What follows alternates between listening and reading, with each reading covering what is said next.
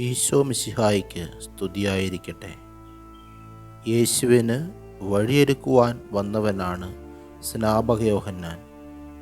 പ്രവാചകന്മാരുടെ പ്രതിനിധിയായി ഇവിടെ സ്നാപക യോഹന്നാൻ.